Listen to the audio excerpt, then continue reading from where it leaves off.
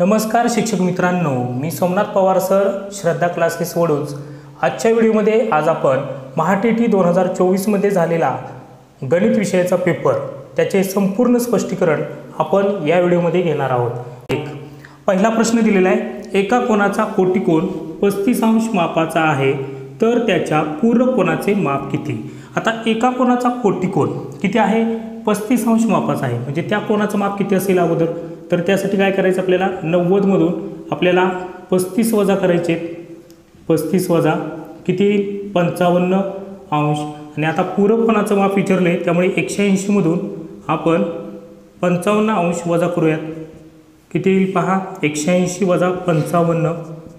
तर ही वजाबाकी करूयात आपण, 10 मधून 5 गेला 5, 7 मधून 5 गेले 2 आणि एक आहे तशीच येतील 125। तर त्या पूरक कोनाचे माप किती येणार आहे 125। पर्याय क्रमांक 4 या प्रश्नाचं उत्तर येईल। पाहूयात पुढील प्रश्न। प्रश्न क्रमांक 2, प्रश्न दुसरा, 1 ते 50 पर्यंतच्या संख्यांची बेरीज किती। आता क्रमवार 1 ते 50 पर्यंतच्या नैसर्गिक संख्यांची बेरीज करायची असेल तर पहा 1 ते 50 पर्यंत एकूण नैसर्गिक संख्या किती आहेत, तर 50च आहे क्रमवार। 50 गुणिले त्याच्या पुढील संख्या घ्यायची 51, छेदामध्ये 2, 2 याला भाग देऊयात, 2 1 2 2 4 1 राहतील आणि 2 5 10। आता यांचा गुणाकार करा, 25 गुणिले 51, तो गुणाकार करूयात आपण, 25 1 25, 2 हातचे 25 5 125, 125 आणि 2 127। तर या प्रश्नाचं उत्तर किती येणार आहे 1275। तर या पद्धतीने आपण उत्तर काढू शकतो। समजा क्रमवार आपल्याला 1 ते 100 पर्यंत सांगितलं असतं तर काय केलं असतं आपण, 1 ते 100 म्हटलं असतं तर 100 गुणिले त्याच्या पुढील संख्या 101 आणि छेदामध्ये काय घेतलं असतं 2, 2 ने भाग दिला असता तर 2 1 2 5 10 आणि हा 0। 50 गुणिले 101 किती येईल उत्तर याचं 5 1 5 5 0 0 5 1 5 आणि हा 0। तर क्रमवार 1 ते 100 पर्यंत किती येते बेरीज 5050। आपल्याला प्रश्नामध्ये काय विचारले 1 ते 50 पर्यंत, त्याचं उत्तर काय 1 ते 50 पर्यंत 1 ते 50 पर्यंत संख्यांची बेरीज ही 1275 येईल। तर अशा पद्धतीने आपण अगदी सहज व सोप्या पद्धतीने उदाहरण सोडवू शकतो। पुढील प्रश्न, प्रश्न क्रमांक 3, प्रश्न क्रमांक 3, स्वराने शिक्षणासाठी जसाजसे 7 दराने बँकेकडून रुपये 80,000 काही वर्षासाठी कर्जावर घेतले, मुदती अखेर तिने बँकेला 96,800 रुपये व्याजासह परत केले, तर स्वराने ती रक्कम किती वर्षांमध्ये परत केली। तर सरळ व्याजाचं सूत्र तुम्हाला माहितच आहे, सरळ व्याजाचं सूत्र कोणतं आहे, स बरोबर म गुणिले द गुणिले कालावधी, छेदामध्ये काय 100। तर आपल्याला व्याज काढलं पाहिजे सुरुवातीला व्याज, आणि एकूण रक्कम किती परत केली व्याजासकट 96,800 वजा काय करा 80,000 करा, वजा बाकी तोंडी पहा 16,800, व्याज किती आलं 16,800। आता फक्त काय करायचंय व्याज गुणिले 100 करायचं आपल्याला, आणि छेदामध्ये मुद्दल किती आहे 80,000 गुणिले काय करायचंय द, म्हणजे आपला कालावधी निघून जाईल। पहा 4 शून्यला हे 4 शून्य गेले, 8 ने भाग देऊयात, 8 1 8 8 2 16 8 1 8, पुन्हा 7 ने भाग देऊयात, 7 1 7 7 1 21, कालावधी बरोबर किती 3 वर्ष, कालावधी बरोबर 3 वर्ष। तर स्वराने ती रक्कम 3 वर्षांमध्ये परत केलेली आहे। पाहूयात पुढील प्रश्न। प्रश्न क्रमांक 4, खालील आकृतीत एकूण किती त्रिकोण आहेत। तर या आकृतीमध्ये जर बघितलं आपण तर काही सेकंदात जर प्रश्न सोडवायचा असेल तर आपल्याला पहा या पद्धतीने त्रिकोण मोजायचे, 1 2 3 यांची बेरीज करा किती येणार आहे 6। त्याचबरोबर 1 आणि 2 यांची बेरीज करा किती 3। आता यांची बेरीज करूयात आपण, 6 अधिक 3 बरोबर किती येणार आहे 9। तर त्रिकोण किती असतील या आकृतीमध्ये, पर्याय क्रमांक 4 9 असणार आहे। कारण एका आकृतीमध्ये जर बघितलं आपण या पद्धतीची आकृती असेल समजा या पद्धतीची, तर हे त्रिकोण एक एक मोजत नाही आपण, तर त्यासाठी काय करतो यामध्ये संख्या लिहून घेतली, समजा 3 भाग आहेत म्हणून 1 2 3 आणि यांची बेरीज करा 6 येईल। त्याच पद्धतीने समजा या पद्धतीचा त्रिकोण असेल 1 2 3 4 भाग असतील तर काय करणार आपण, किंवा या पद्धतीने पण सोडवू शकतो आपण, 1 2 3 4 एकूण भाग किती आहेत 4, 4 गुणिले 5 छेदामध्ये 2 बेक बे बेक बे बे दुनी 4 5 दुनी किती झाले 10. तर या आकृतीमध्ये किती आहेत 10 त्रिकोण आहेत. या आकृतीमध्ये किती आहेत 6 त्रिकोण आहेत. तर याच पद्धतीने यासुद्धा प्रश्नाचं उत्तर काढायचं होतं. पर्याय क्रमांक 4 या प्रश्नाचं उत्तर येईल. पाहूयात पुढील प्रश्न.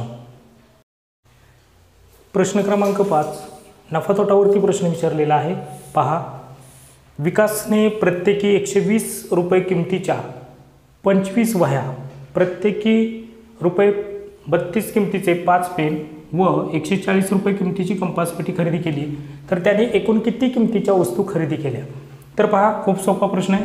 काय करायचं आहे, प्रत्यक्षात जर बघितलं आपण तर प्रत्येकी रुपये 120 किमतीच्या 25 वह्या, त्यामुळे वह्यांची किंमत काढून घेऊया. सुरुवातीला 120 गुणिले 25, पहा गुणाकार करा, 12 पंचे 60, 6 हातचा 12 दुनी 24, 24 आणि 6 30, 30 आणि हा 0 म्हणजे 3000 रुपये हे वह्यांसाठी गेलेले आहेत. आता 32 रुपये किमतीचे 5 पेन घेतलेले आहेत. 32 गुणिले 5 पेन घेतलेले आहेत. त्याची किंमत किती होईल पेनाची? पहा, 5 दुनी 10, 1 हातचा 5 त्रिक 15 ने 16, 160 रुपये झाले पेनाचे. आणि 140 रुपयाची एक कंपास पेटी घेतलेली आहे. एक काय घेतलेली आहे? कंपास पेटी. किती रुपयाची? 140 रुपयाची. तर किती रुपये किमतीच्या वस्तू खरेदी केल्या? तर यांची बेरीज करायची फक्त तुम्हाला. 3000 अधिक 160 आणि 140 रुपये. पहा, 0 6 4 10, 1 हातचा आणि 1 1 1 3 येईल आणि 3. किती रुपये म्हणजे किती रुपयाच्या वस्तू खरेदी केल्या त्याने? तर 3300. पर्याय क्रमांक 4 या प्रश्नाचं उत्तर येईल. पाहूयात पुढील प्रश्न. प्रश्न क्रमांक 6. 35 चौकट 2 चौकट 6 या 6 अंकी संख्येत 3 ने पूर्ण भाग जाण्यासाठी चौकटच्या जागी असलेला समान अंक कोणता? त्यासाठी 3ची कसोटी पाठ पाहिजे आपली. आणि 3ची कसोटी काय सांगते? अंकांची बेरीज 3च्या पटीत पाहिजे. काय पाहिजे? अंकाची बेरीज ही 3च्या पटीत पाहिजे. 3च्या पटीत. तर पहा, आपण सुरुवातीला 4 हा अंक अगोदर याची बेरीज करून घ्या. 5 आणि 3 यांची बेरीज किती झाली? 8. त्याचबरोबर 6 आणि 2 यांची बेरीज किती झाली? 8. 8 अधिक 8 बरोबर किती येणार आहेत? 8 अधिक 8 16. 8 अधिक 8 16. ठीक आहे. 5 आणि 3 8, 8 आणि 2 10, 10 आणि 6 किती आले? 16. 16 बेरीज येतेच. आता याच्यामध्ये जर आपण इथे 4 अंक घेतला आणि इथे 4 अंक घेतला, 4 अधिक 4 आपल्याला 8 मिळवले. तर पहा, 16 आणि 8 किती झाले? 24 बरोबर. आणि हे 3च्या पाड्यामध्ये आहे, त्यामुळे पर्याय क्रमांक 1 या प्रश्नाचं उत्तर येणारच आहे. तरी पण पहा, आपण समजा इथं 5 घेतलं असतं, अंकाची बेरीज 16 आलेलीच. 5 जर घेतलं असतं, इथं 5 आणि इथं 5, 5 अधिक 5 किती झाले? 10. तर यांची बेरीज किती आली असती? 26. 3च्या पाड्यामध्ये आहे का? नाही, त्यामुळे हा पर्याय येणार नाही. त्याचबरोबर 16 अधिक 2ची दुप्पट 4 जर केली असती इथं, तर 20 आली असती बेरीज. हा सुद्धा पर्याय येणार नाही. त्याचबरोबर 16 अधिक 9 दुनी 18 आणि यांची बेरीज केली असती तर किती आली असती? पहा, 16 दुनी 32, 32 आणि 2 34, 34 आहे का? 3च्या पाड्यामध्ये नाही, त्यामुळे हा सुद्धा पर्याय येणार नाही. पर्याय क्रमांक 1 या प्रश्नाचं उत्तर येईल. पाहूयात पुढील प्रश्न. प्रश्न क्रमांक 7. 2.5 लिटर पेट्रोलमध्ये एक मोटारसायकल 162.5 किलोमीटर अंतर जाते, तर 455 किलोमीटर अंतर जाण्यासाठी किती लिटर पेट्रोल लागेल? तर हा प्रश्न आपल्याला सोडवायचा आहे. आणि आपण जर हा प्रश्न सोडवायचा म्हटलं तर पहा, 2.5 लिटरमध्ये काय सांगितलं? एक मोटारसायकल 162.5 किलोमीटर अंतर जाते. त्यामुळे काय करायचं आहे? 2.5 2.5 लिटरमध्ये किती जाते? 162.5 किलोमीटर. तर 455 किलोमीटर जाण्यासाठी, म्हणजे याच्या खालीच लिहून घ्यायचं आहे, 455 किलोमीटर अंतर जाण्यासाठी किती लिटर पेट्रोल लागेल? प्रश्नचिन्ह. फक्त काय करायचं? तिरकस गुणाकार आणि भाग द्यायचा आहे आपल्याला फक्त. 2.5 ने कोणाला गुणायचं आहे? तर 455ला. आणि छेदामध्ये काय घ्यायचे आहेत? तर छेदामध्ये 162.5. आता पॉईंट एक घर सरकून आहे, त्यामुळे या पॉईंटचा काय फरक यामध्ये पडणारच नाही, त्यामुळे या पॉईंटला पॉईंट निघून जाईल. आता भाग देऊयात. 25 एक 25, 25 सग 150 आणि ते 12 राहिले, पुन्हा 125 बनतील. 25 पाचा 125. आता पहा, इथे 65, इथे 455, 13 ने भाग देऊयात आपण. तेरे पंचे 65, तेर त्रिक 39, पुन्हा किती राहिले 6, तेरे पंचे 65. आता भाग देऊयात. 5 1 5, 5 7 35. तर 455 किलोमीटर अंतर जाण्यासाठी किती लिटर पेट्रोल लागेल? तर 7 लिटर पेट्रोल लागेल. या पद्धतीने उदाहरण अगदी सहज व सोप्या पद्धतीने आपल्याला सोडवता येईल. पाहूयात पुढील प्रश्न. प्रश्न क्रमांक 8. 2020 सालातील प्रजासत्ताक दिन गुरुवारी असल्यास त्याच वर्षातील महाराष्ट्र दिनाचा वार कोणता? दरवर्षी म्हणजे या जर बघितलं प्रकरणामध्ये दिनदर्शिका या प्रकरणातील एक प्रश्न TT पेपर 1 मध्ये हमखास विचारला जातो. पहा, तर 2020 सालातील प्रजासत्ताक दिन गुरुवारी असल्यास लीफ वर्ष आहे एवढं लक्षात ठेवायचं आहे. त्यामुळे जानेवारीचे दिवस पकडताना पहा, जानेवारीचे दिवस पकडताना काय करायचं? 31 वजा 26 जानेवारी बरोबर. प्रजासत्ताक दिन केव्हा असतो? 26 जानेवारी. त्यामुळे 26 वजा करूयात आपण. 31 मधून 26 गेले किती राहिले? तर पहा, 26 मधून 31 मधून 26 गेले तर त्या ठिकाणी 5 राहिले. मग 5 आहे तसेच लिहून घ्यायचे. आता फेब्रुवारीचे दिवस लिहिताना लक्षात ठेवा लीफ वर्ष आहे त्यामुळे 29 दिवस घ्यायचे. मार्चमधले 31 दिवस येतील, एप्रिलमधले 30 दिवस येतील आणि मेमधला फक्त एकच दिवस घ्यायचा आहे. कारण का 1 मेला महाराष्ट्र दिन असतो. ठीक आहे, 1 मेला महाराष्ट्र दिन आणि कामगार दिन असतो. आता पहा, याला 7 ने भाग जातोय का? नाही जात.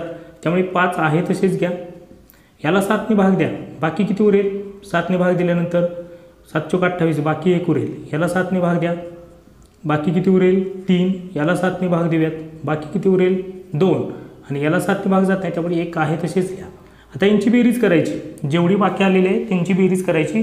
5 अधिक 1 अधिक 3 अधिक 2 अधिक 1 यांची बेरीज करूयात आपण. 5 आणि 1 6, 6 आणि 3 9, 9 आणि 2 11, 11, 5 आणि 1 6, 6 आणि 3 9, 9 आणि 1 10, 10 आणि 2 12, 12 भागिले किती करा? 7 करा. 7 1 7, बाकी किती उरते पहा. 7 1 7, बाकी उरली 5. आता 5 दिवस पुढे जायचं आहे. गुरुवारपासून 5 दिवस पुढे जायचं आहे. शुक्रवार, शनिवार, रविवार, सोमवार आणि मंगळवार. काय येणार? रविवार, मंगळवार आहे का पर्याय? पर्याय क्रमांक 2 या प्रश्नाचं उत्तर येणार आहे मंगळवार. जेवढी बाकी राहील तेवढे दिवस पुढे जायचं. तर या प्रश्नाचं उत्तर आहे मंगळवार. त्यासाठी आपल्याला दिन पाठ असणं आवश्यक आहे. प्रजासत्ताक दिन 26 जानेवारी आणि महाराष्ट्र दिन 1 मे.